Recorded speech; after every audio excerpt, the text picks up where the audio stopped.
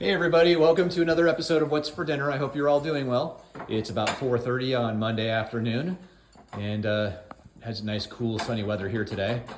So anyway, just remember, nothing you hear tonight should be considered medical advice. Make sure you seek out highly trained and knowledgeable healthcare providers if you have any questions. If you guys need to know where to go to get a provider like that, if you're looking for hormones, try worldlinkmedical.com, worldlinkmedical.com. And then if you're looking for a metabolic health provider who's trained in low carb, keto, carnivore ways of eating, then you can reach out to somebody off the provider directory at lowcarbusa.org or smhp.org. That's the Society for Metabolic Health Practitioners. All right, and just to remind everybody, if you guys find this information useful and you're getting anything out of it, if you would just do us a favor and hit the subscribe button on YouTube, or follow us on Facebook or like us on Facebook. Any little emojis you guys can send us, any little comments, even if it's just to say hi, it all helps with those algorithms, so we'd appreciate that. Yeah. So anyway, remember, guys, the way we eat here, we're looking for a low insulin response to the way we're eating. So we have a low insulin way of eating is what we're trying to do. We're trying to keep our insulin as low as possible after we eat. Yeah. So what do we got going on here tonight, hon? So I call these loosely scrambled eggs. So I crack them, put cheese on top, and I wait for them to get pretty solid. And then you saw me just stirring it with the whisk because you like scrambled, and I like the yolks. So then it leaves some of the yolks whole that I sneak before you get there. Aren't you smart and sneaky? I hope I didn't get all just whites and I got some yolks in mine too. I'm sure you did. Yeah. So those are farm fresh eggs. Yeah, so we have a sweet nurse who brings in farm fresh eggs like every week for us, and these of course only last about 2 meals, but nonetheless we love them. We love the way they taste, and we're very thankful. Yep. And then bacon. Yes. In the air fryer. And then someone was asking me, so you can catch this in this drip pan, all the juices. So sometimes I put it into a mason jar, bacon grease. When that gets full, I just, put it in a jar. And then eventually when the jar is full, I toss it. But yeah, you can definitely keep your bacon grease. But this has a nice drip pan to catch it in. Yeah, and this is an Instant Vortex Pro. We got this on Amazon a couple of years ago, and it's worked really well. And all of them have different styles and whatnot, ways that they catch the grease, but they pretty much all have that feature. So, all right, and then over here, I'll talk about the burgers. So I took, these were about 90 or 95% lean burgers. And you can see, though, that there's a bunch of grease at the bottom. So what I did is I took some ribeye fat, some renderings that we had bought from our local butcher, Harder House. They ground them up for us. So they ground the fat into basically like, it just looks just like ground beef, except it's white. So I mixed that in a bowl with the lean beef to give it some more fat.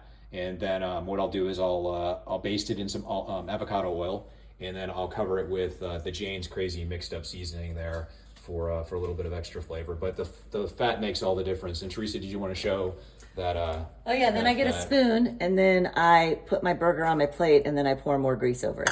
Yeah, it really adds to the flavor. It very does, so much. Okay, so I understand today we have a case study we want to talk about? Oh, sure, yeah. Okay.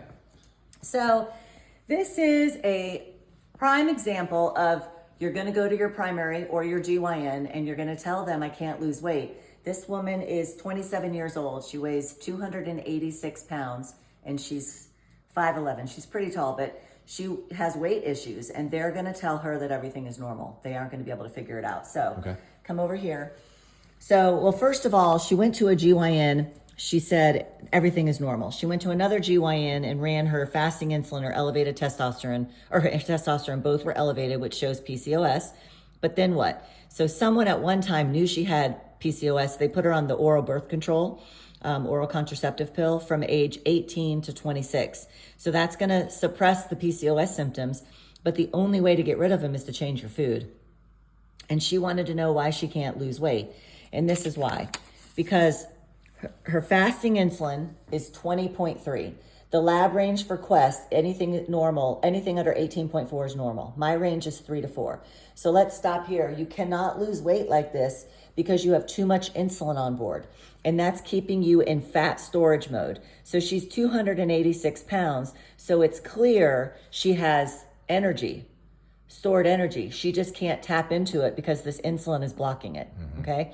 This is the confusing part for providers. Her fasting glucose is 71. That's perfect. You want 99 on the labs. I want 99 fasting.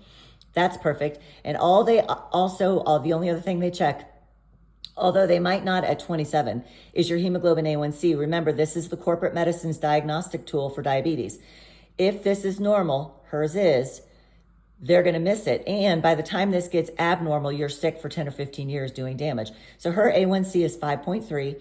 Anything below 5.7 is not diabetic. I want around 5 and below. So they're going to do this. They're going to say you're 27. You're not diabetic. Oh, why do you weigh 286? I don't know.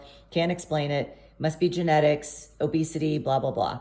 So you can see insulin resistance coming with insulin, but they will miss it. Yeah, and remember the hemoglobin A1C is a very late stage marker, very late marker of metabolic dysfunction.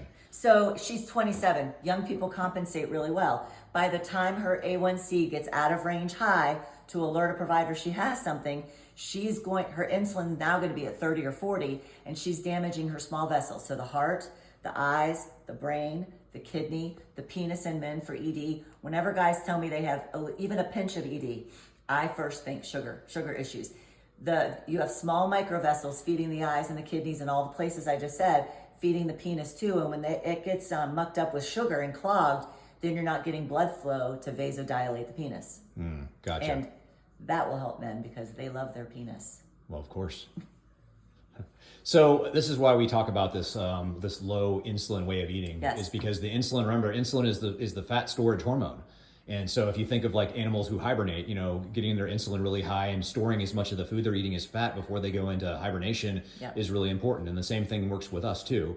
So if you want to affect fat loss, then you have to keep your insulin low so you can tap into those fat stores. Yep. And trust me, most of us all have plenty of extra fat in storage. Yes. The average American has 40,000 calories. That's 40,000 calories of stored fat on their body. There's plenty there. Yep. So she's getting married next September, and then her best friend just had a baby. So she wants to get back in shape, so they're going to do it together. And I was like, that's fantastic. An accountability partner is amazing, but your girlfriend's going to lose more weight than you unless she has PCOS too. So PCOS women they lose much slower, and it's super frustrating, but you have to reverse the metabolic disease and dysfunction. That PCOS root cause is insulin resistance.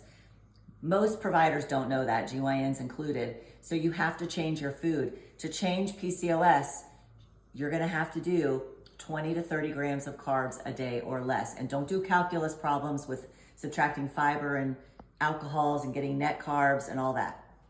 There's nothing to calculate with eggs, bacon, and beef. yeah, just eat a bunch of fat meat all day. You can't go wrong, and you can't eat enough of it to cause a problem. So. And I know I have done plenty of case studies like this on young girls who have elevated fasting insulin but normal glucose and A1C, but they're heavy. I hope that you guys get it, that if your insulin is high, you're in fat storage mode. Mm-hmm. Also, if you have cortisol too high, if you're running such a life, fight, flight, or freeze constantly, your cortisol runs high. When you are running on cortisol, you're in fat storage mode. Yeah, and also if you are not sleeping at least 7 hours per night, 8 is preferable, but at least 7, then you're doing the exact same thing to your body. It does not matter what you do during the day for exercise. It doesn't matter how you eat. Yep. If you're not sleeping properly, then it's going to completely throw off the insulin and sugar relationship, and it's going to screw it up. You're all going to have a ton of cortisol flowing through your veins all day. And that's belly fat. That's belly fat. So sleep is absolutely vital to this too. Yep. So hey, really quick, I forgot to talk about the butter and stuff here. So I showed it all early on in the film, but this butter's from Walnut Creek. It's a place in Ohio. So anyway, I got this big roll here, and you can order it online. But we got this from somebody else got it for us, but from an Amish store locally here. And then over here, yay! So I'm going to use one of these pieces of Rosette's dough mix. That's rosettesmix.com. Her dough mix, and I'm going to use that as like a bun for my hamburger. And then we have one stuffed ring that was on my page yesterday. So it's stuffed with mozzarella cheese. I forgot to warm it up, so I'm going to warm it up now. Yeah, that's okay. Did you want to talk about that too really quick? So it's Yeah, go back to last night and look at the post. And I had him take a couple of pictures as I was doing it. You got to be very patient. And I kept having to spray my hands with oil. Otherwise the dough sticks to your hand and not to the cheese stick. But So little helpful hacks for those of you on Facebook is what Teresa's talking about. She made a post, but for those of you on YouTube, we did a Facebook post yesterday. It was just a still picture with some instructions on it. But anyway, we get the dough mix from rosettesmix.com, and so she has a whole bunch of low carb products. That's by far my favorite because you can do so many things. Teresa makes that bread. We put garlic and butter and salt and pepper on it.